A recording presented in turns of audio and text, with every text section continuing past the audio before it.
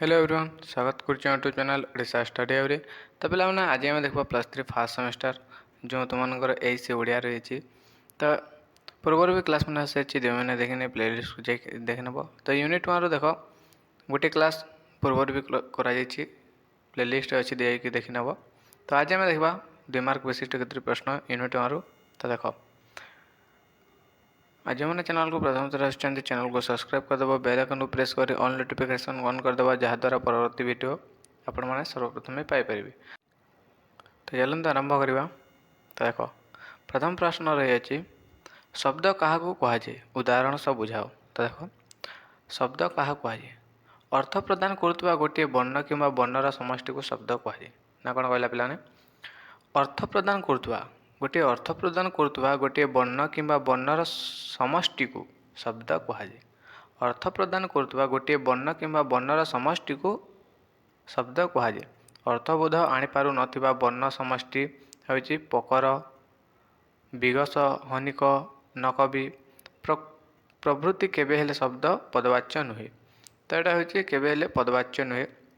शब्द हूँ भाषार बाह्यस्तर, शब्द हूँ भाषार बाह्यस्तर, अर्थ हूँ भाषार अंतर्निहित स्वर यथा द युक्त ए सयुक्त अ देश, द युक्त ए सयुक्त अ देश। ठीक सेपरी पयुक्त अ रुक्त ब युक्त अ तयुक्त अ पर्वत। ठीक सेमती रही सयुक्त भ न युक्त द युक्त अ रुक्त अ सुंदर हिला। ठीक सेमती भुवनेश्वर को कराई भयुक्त उ बयुक्त अ न युक्त ए सयुक्त व युक्त अ रुक्त अ भुवनेश्वर। बुझेगा। तो यहाँ नेक्स्ट रही देख ओडिया भाषार शब्दावली केते भाग में विभक्त। ओडिया भाषार शब्दावली को 4 भाग में विभक्त कराई। गोटे हूँ तत्सम, तत्सम आ गोटे हूँ तद्भव, आ गोटे देशज, आ गोटे हूँ वैदेशिक। बुझेगा। ओडिया भाषार शब्दावली 4 भाग में विभक्त। गोटे हूँ तत्सम शब्द, तद्भव, आ गोटे देशज शब्द, आ गोटे हूँ वैदेशिक शब्द। क्लियर। नेक्स्ट रूढ़ शब्द क्या कहुए।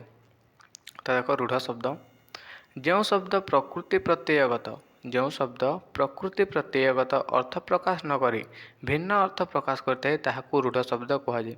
तो बुझ जो शब्द जेकोसी शब्द प्रकृति प्रत्ययगत अर्थ प्रकाश न करी प्रकृति प्रत्यय अर्थ प्रकाश न करुवा भिन्न अर्थ प्रकाश कर रही ताहाकू रूढ़ शब्द कहुए।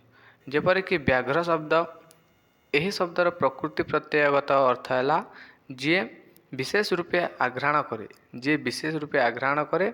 मात्र व्याघ्र शब्दटी भिन्न अर्थ बुझाऊँच ताहा हूँ हिंस्र जंतु विशेष। क्लियर। नेक्स्ट सेहीपरि वृक्ष शब्द यार प्रकृति प्रत्यय अर्थ हूँ जहाँ छेदन कराए किंतु यह गछ को बुझाऊँच। क्लियर। नेक्स्ट जोग रूढ़ शब्द क्या कहुए। तो देख जो शब्द विपत्तिगत अर्थ वस्तु को बुझाइबा संभव हेले, जो शब्द विपत्तिगत अर्थ वस्तु को बुझाइबा संभव हेले मध्य से शब्द गोटे मात्र वस्तु को बुझाए ताहाकू जोगरूढ़ शब्द कहुए। यथा पंकज, यार विपत्तिगत अर्थ है जे पंखरु जात पंकज। क्लियर। पंखरु विभिन्न पदार्थ जात हेले सुधा पंकज कहले पद्म फूल को ही बुझाई दे। तो देख पंखरु विभिन्न पदार्थ जात होते, पंखरु विभिन्न पदार्थ जात हेले मध्य सुधा पंकज कहले पद्म फूल को ही बुझा जाए। बुझे ना।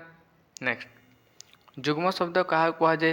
तो देख मोस्ट इम्पोर्टेंट क्वेश्चन ओडिया भाषा रे दुईटी शब्दर संयोग केतेक शब्द गठित होता है यह जुग्म शब्द बोली कहुए।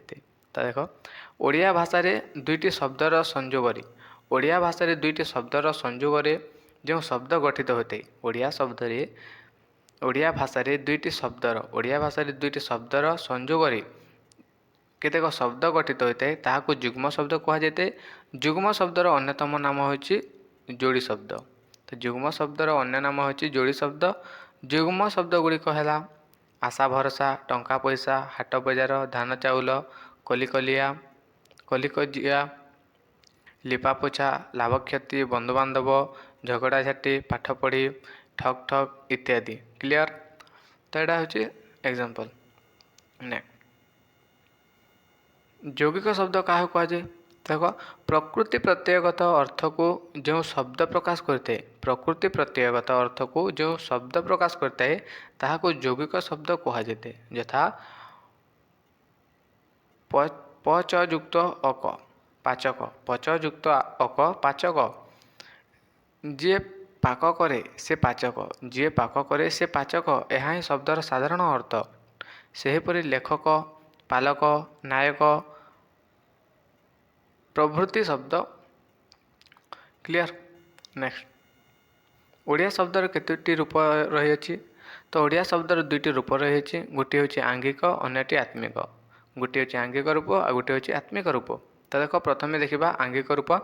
ତ ଆଙ୍ଗିକ ରୂପ ଶବ୍ଦଟିକୁ ଆମେ ଆଖିରେ ଯେଉଁ ରୂପରେ ଦେଖୁଁ ତାହା ତାର ଆଙ୍ଗିକ ବା ବାହ୍ୟ ରୂପ।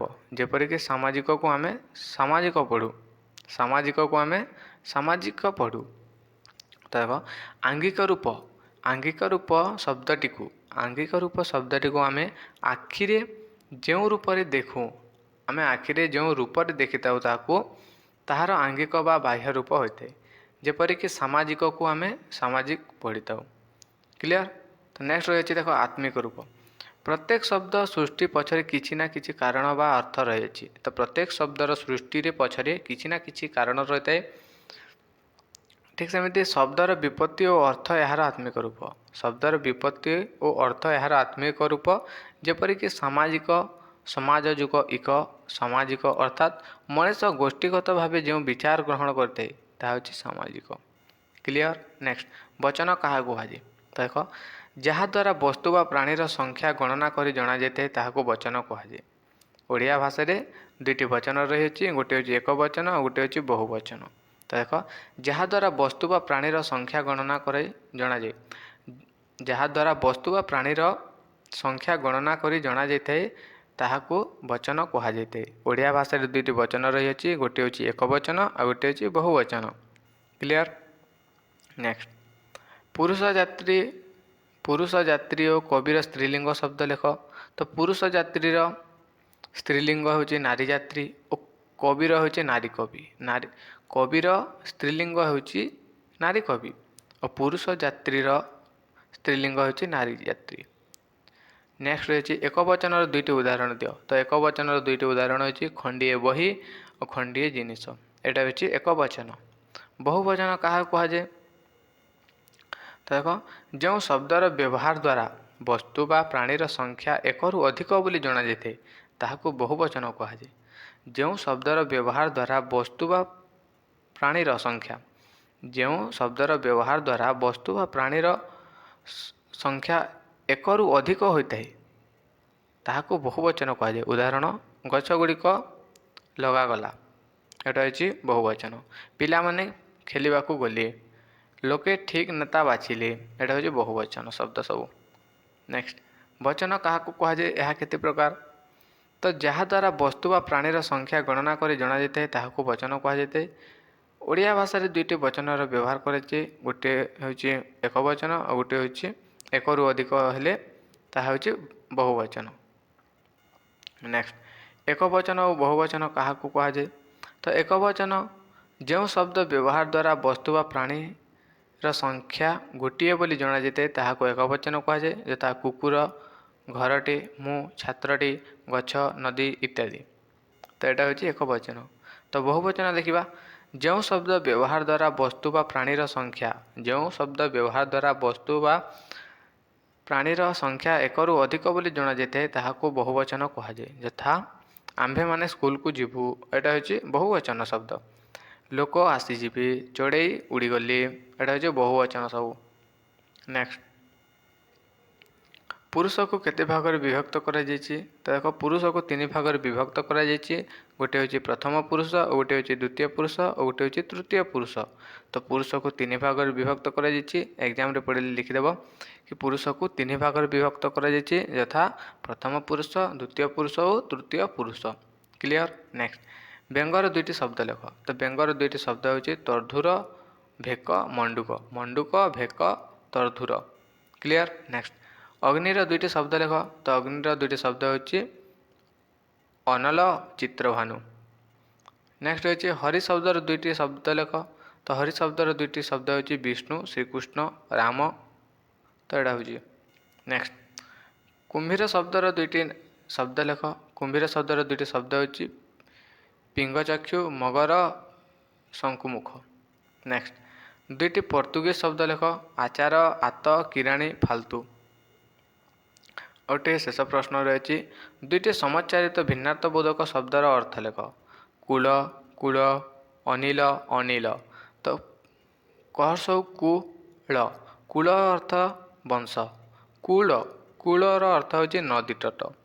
तो दुईटी कूल रही गोटे कूल होची वंश और गोटे कूल होची नदी तट। गोटे अनिल अनिल होची पवन अनिल अनिल होची जहाँ नील नुहे ताहा अनिल। तो यहाँ था +3 first semester AC Odiyar 2 mark 1 mark विशिष्ट केतरी प्रश्न। आशा करूँ वीडियो भल लगे वीडियो भल लगे तुम सांग साथी मानक शेयर करदेव जहाँद्वारा से उपकृत हो पारे। धन्यवाद।